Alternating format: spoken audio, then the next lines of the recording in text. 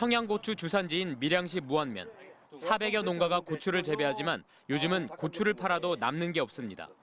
난방비는 지난해보다 30%, 농자재 가격은 10% 이상 생산 비용이 더 올랐기 때문입니다.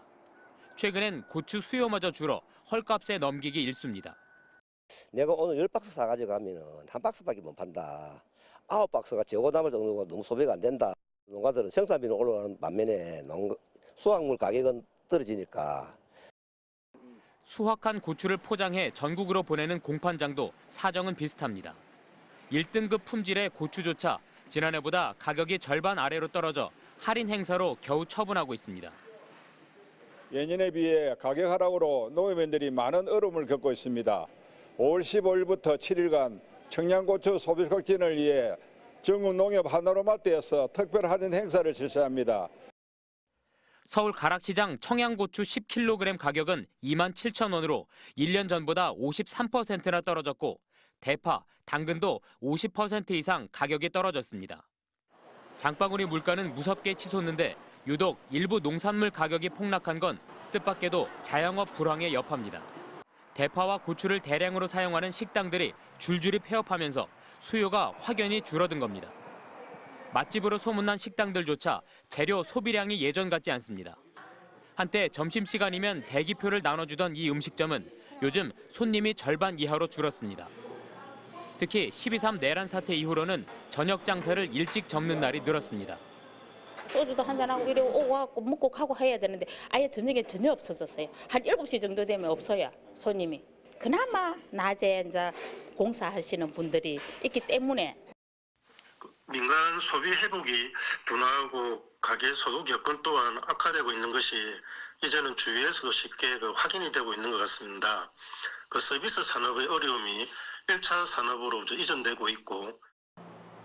지난해 전국에서 폐업한 음식점만 11만 곳. 자영업 불황의 그늘은 농산물 가격까지 끌어내리고 있습니다. 고물가 시대 가격 하락이 반갑지만은 않은 이유입니다. MBC 뉴스 이상훈입니다. 하루 중 가장 바빠야 할 점심시간. 그런데 자리가 대부분 비어 있습니다. 17년 전 문을 연 이 횟집은 한때 연매출 30억 원을 자랑했지만 코로나19 사태 이후 상황이 급변했습니다. 마이너스 한 1,000만 원, 2천만 원씩 나오니까 60%, 70%가 줄은 거죠. 200평 넓이의 대형 매장이다 보니 비용도 많이 들었습니다. 지금은 빚만 7억 원이 남았습니다. 코로나 한 3년 만에 다 인건비를 지출하고 그다음에 하나도 안 남았죠. 마이너스 통장에서도 한 1억 정도가 그러니까 파산 신고를 해야 되지 않나. 빚을 갚을 길이 없으니까. 11년 된 인근의 또 다른 식당.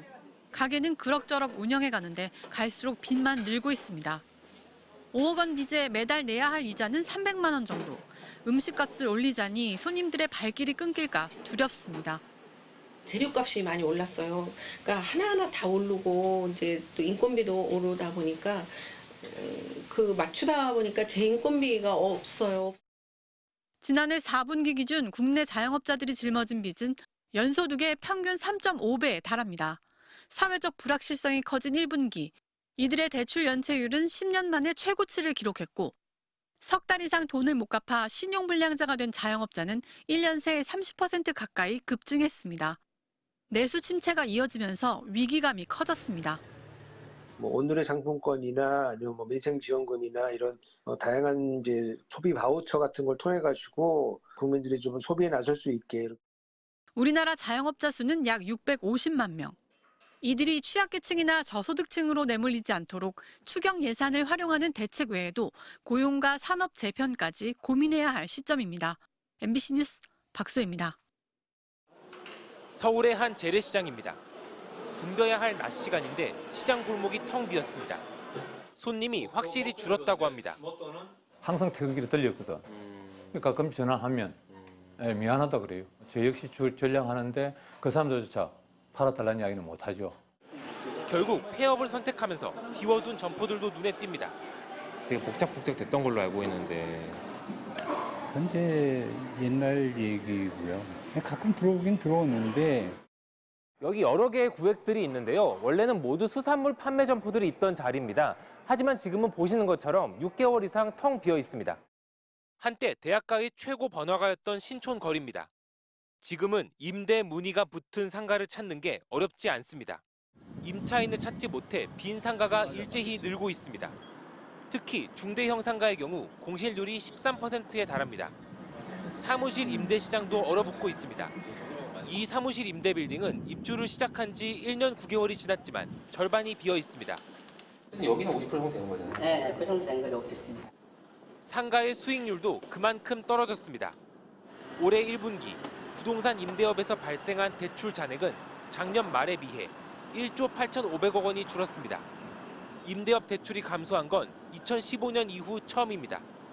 올해 1분기 경제 성장률이 마이너스 0.2% 역성장하고 임대차 수요가 굉장히 중요한데 경기 위축이나 소비 위축이 이어지면서 상대적으로 공실도 많아지고 비대면과 온라인 쇼핑이 늘어난 시대에 내수 부진까지 겹치면서 상가의 매력은 예전만 못합니다. 소규모 자영업자들이 힘들어진다는 뜻이기도 합니다. MBC 뉴스 김건희입니다.